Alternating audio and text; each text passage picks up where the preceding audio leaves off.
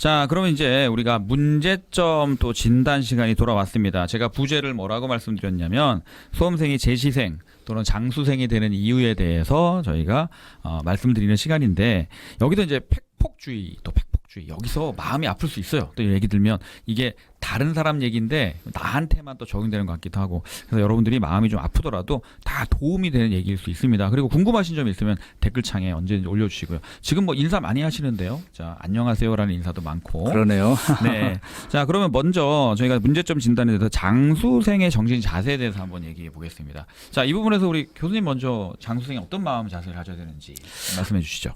장수생 분들은 공부를 오래 했다는 거죠. 그래서 많이 알아요. 이것저것 뭐 많이 아는데 실제 시험만 보면 떨어진다는 거 아니겠어요? 맞아요. 그래서 좀 뭐랄까요, 학원에서 초시생 하는 학생들에게 이런저런 어드바이스를 많이 하는데, 자, 본인은 진작 시험에 떨어진다는 거죠.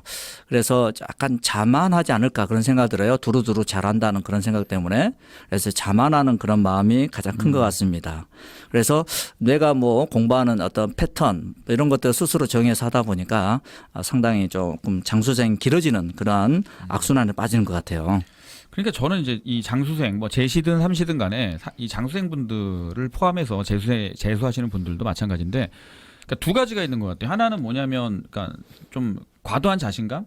그래도 내가 뭐 그래도 이게 한 게 있는데, 그리고 항상 떨어진 거를 뭐라고 또 하는 면이 있냐면, 나는 이게 뭐 실수였어. 다음번 기회가 오면 뭐 이렇게 할 수 있어. 이런 마음도 사실 바람직하진 않지만, 그렇다고 또 시험을 여러 번 치다 보면 또 이렇게 위축되잖아요. 그렇죠, 그렇죠. 자신감도 좀 네. 불안하고 나만 안 될 것 같고, 이것도 굉장히 경계를 해야 돼요. 그래서 저는 장수생이든 아니면 초시생이든 간에 마음의 자세를 좀 똑같이 가지려고 노력하는 게 좋을 것 같은데, 단지 공부를 해보셨으니까 어떻게 해야 되고 내가 이런 약점을 이렇게 하면 극복이 되겠다, 이런 부분은 본인이 감을 잡고 있는 게 있을 거예요.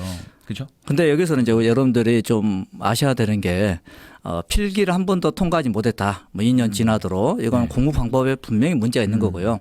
2년 이상 공부했는데 필기는 통과했어요. 그래서 최종에서 몇 번 이렇게 낙방됐다. 이런 경우에는 우리의 필기 문제가 아니라 다른 문제가 있지 않나, 그런 것도 생각을 해봐야 돼요. 우리 경찰 시험은 총 1000점 만점으로 진행되고 5과목이 500점이죠. 그 외에 이제 체력, 그다음에 자격증 이런 것들이 있습니다. 그렇죠. 그래서 체력도 여러분들 무시 못합니다. 체력 여러분들 200점입니다. 250점이죠. 이게 엄청납니다.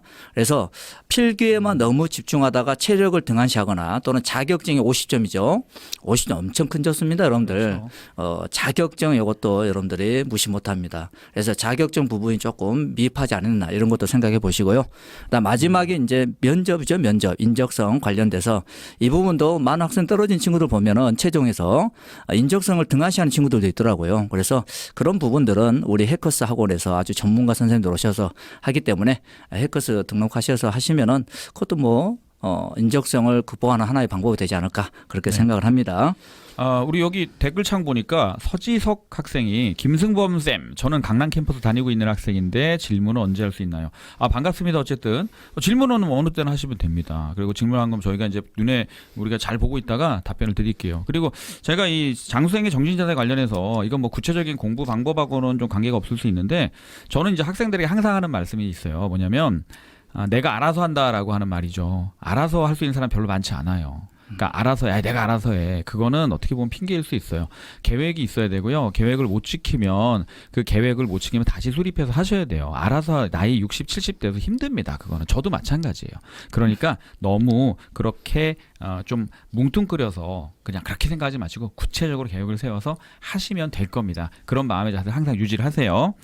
자, 그 다음에 두 번째 보니까 이제 문제점 진단 시간이 뭐냐면 잘못된 공부 방법인데, 이게 과목별로 좀 다를 것 같아요. 그러면 제가 한국사니까 한번 한국사부터 말씀을 한번 드려보겠습니다. 제가 이제 경찰 공무원이 준비를 하는 학생들을 이제 많이 경험을 하면서 느끼는 게 뭐냐면, 한국사라는 과목이 누구나도 마찬가지인데, 우리 특히 이 경찰을 지망하는 이 학생들한테는 유독히 또 어려워요. 왜냐? 경찰 한국사가 아세요, 교수님? 굉장히 지엽적입니다. 그래요. 저도 그런 말 진짜 이거는 많이 들었어요. 예. 저도 가르치는 입장에서 보면 도대체 왜 대한민국 경찰이 이걸 알아야 돼? 이런 거 되게 많아요. 진짜 많아요. 경찰학교는 만만치 않습니다. 아니 그래가지고 이거를 안 그래도 역사가 재미없는 학생들한테 이거를 이렇게 하면 누가 하나. 그리고 지엽적이고 그다음에 우리가 범주 내에서 벗어나는 게 되게 많이 나오거든요. 그러니까 학생들이 뭐냐면 수업을 듣다가도 어느 정도 진행 3분의 1 지점이 갔잖아요. 그게 힘든 거야. 힘드니까 중도에서 포기하고 방법을 자꾸 바꿔요. 형광을 들었다가 인강을 들었다가 또 뭐 책으로 또 혼자 독학을 했다가 또 항을 나왔다가. 그러니까 제가 항상 드리는 말씀이 있어요.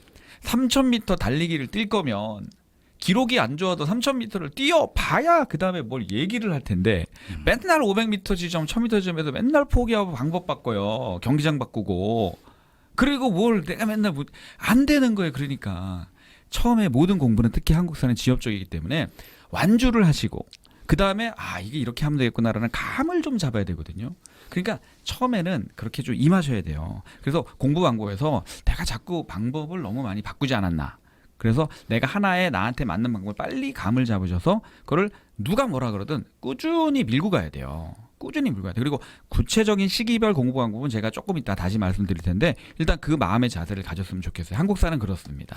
우리 경찰학개론도 여러분들 제가 수업 시간에 항상 하는 말이 150여 개 법령으로 구성되어 있다는 거죠. 아주 지엽적이에요, 지엽적. 그래서 제가 간부 공부할 때나 뭐 한 10년 전에는 아직 뭐 경찰학개론 문제가 좀 쉬웠습니다. 그런데 지금 선택 과목으로 우리 경찰 채용 과목이 바뀌었음에도 불구하고 상당히 힘들어합니다. 그래서 3법을 공부하는 많은 학생들 중에서 먼저 형법, 형사법을 잡고 경찰학은 나중에 정리하겠다. 그래서 경찰학개론이 뭐랄까요, 좀 이렇게 뒤처지는 과목 이렇게 되어서 실제 시험에서는 조정 점수가 높음에도 불구하고 점수가 안 나오는 그러한 어떤 악순환에 빠져 있죠. 그래서 항상 하는 말이 자세한 공부하면 좀 이따 말씀드리겠습니다만은 항상 기초로 해야 된다. 기초를 베이스로 깔고 공부를 하셔야 된다. 이런 말씀 드리고 싶습니다. 자세한 뭐 공부 방법 이런 것들은 시기별 공부 방법들은 좀 이따 바로 말씀드리도록 하겠습니다. 여기 우리 서지석 학생이 질문 올린 거 제가 꼭 답변을 해야 될 것 같아요.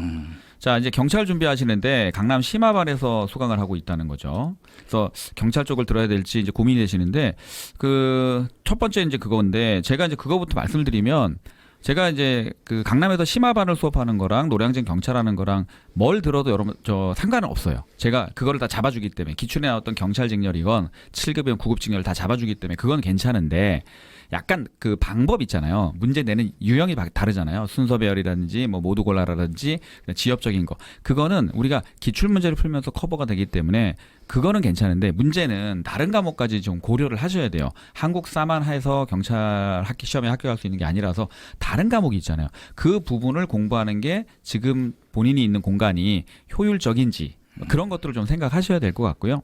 자, 그래서 이제 커리큘럼 부분이나 뭐 방법 부분에서는 한국사는 전혀 걱정하셔야 돼요. 그런데 다른 과목들까지 같이 연동해서 고민을 하셨으면 좋겠어요. 언제 한번 현장에서 오시면 제가 그 부분에 대해서 좀 더 말씀을 드리도록 하겠습니다.